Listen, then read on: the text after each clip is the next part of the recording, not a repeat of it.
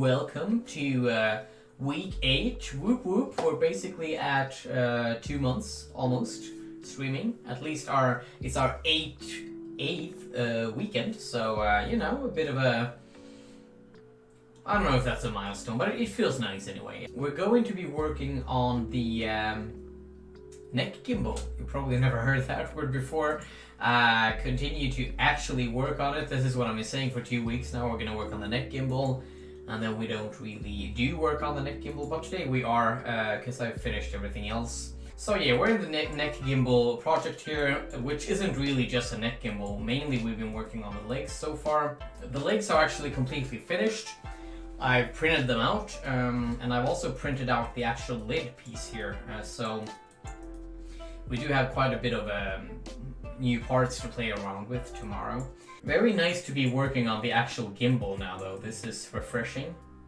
Also, it's nice because I'm pretty sure on how I'm gonna do it. I don't really have any major question marks right now.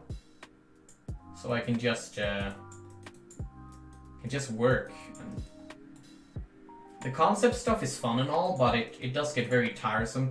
Like a couple of weeks ago when I was starting the concept for the neck gimbal, I was so tired after stream, it was crazy. I could barely think. But as soon as you sort of know what the plan is, like working hard is not a problem, it's just like what kind of work is it? That's the important question. Okay, well, guys, watch this.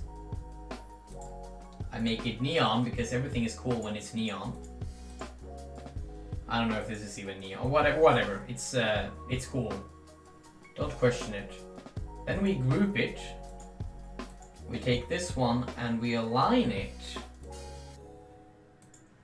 with the group in the middle, in the center. We found the center point. So we'll have this one lowered here. We have a hole through, and then here you have the bolts, and that should be a pretty steady connector for it, I think. 4 is bigger. Sorry about that. The dog is kicking the ball against the door. Lugna ner dig. Lugna ner dig. Nej. Oh, look at that. Perfect. It's not hitting. Because this was my concern. I was scared that the motor would, the servo would get stuck in these. But not only is it not getting stuck in them, they are also going well below the gear.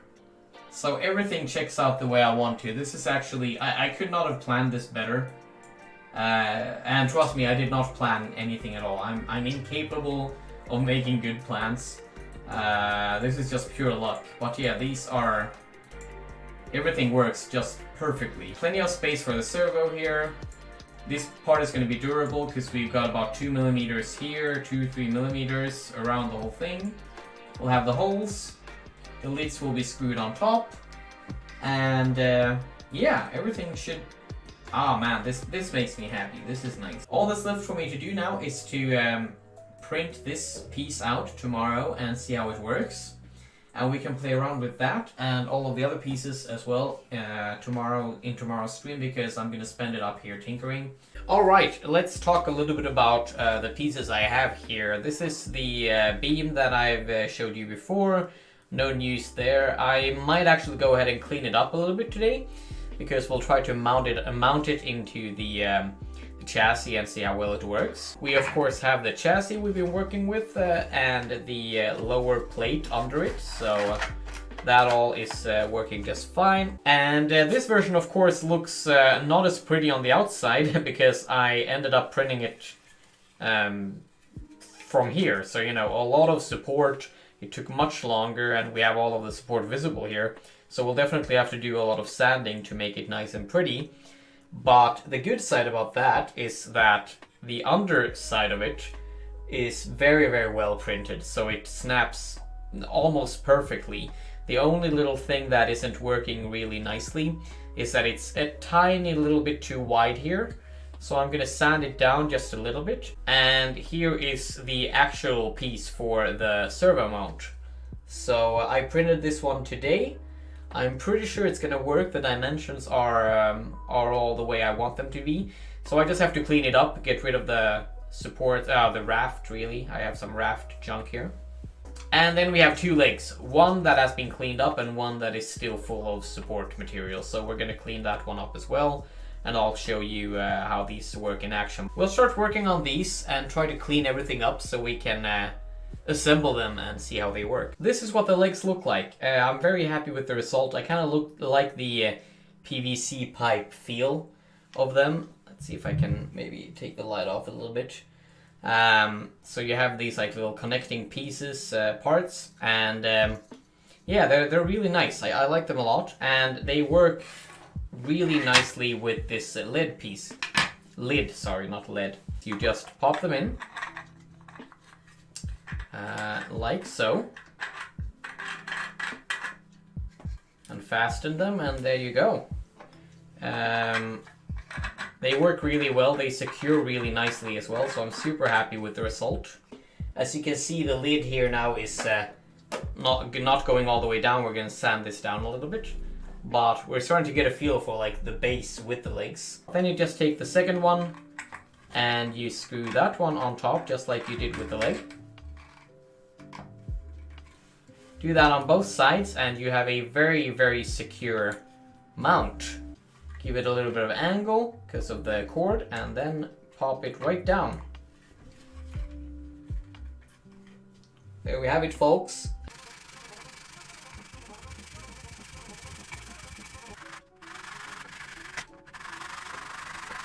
Do you know the robot Archie? I recall the name.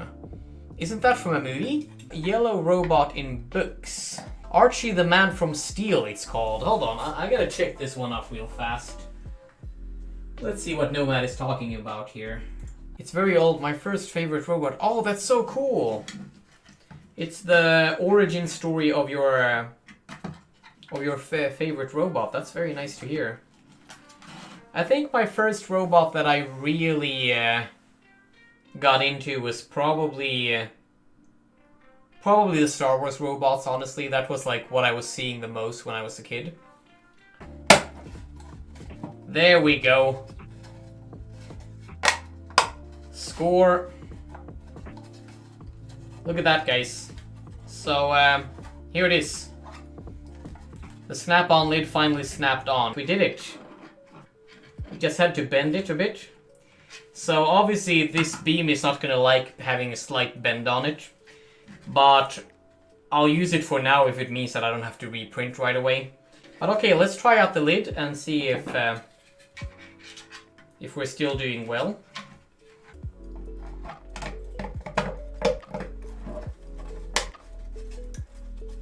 No problems at all. It actually somehow it connected better with the base. You can see the beam through the holes here, I think.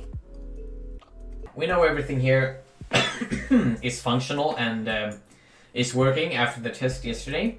So the continuation of this is that on top of this gear here, we're going to connect a plate where we can put another one of these servos, which is going to rotate vertically rather than horizontally. So right now, the servo is rotating like that, you know, horizontally, while the other servo is going to rotate like so, you know, sideways up and down. So then we get two axes of movement for the head, and that's what we'll be doing today. So let's see how far we can get with that.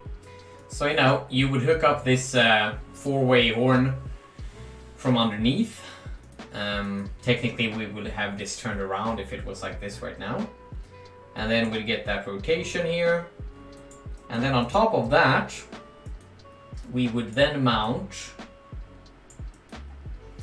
this piece here. I don't know if you remember, this is a little holder for the servo that holds it lying down like so. Alright, yeah, I'm gonna wrap it up here.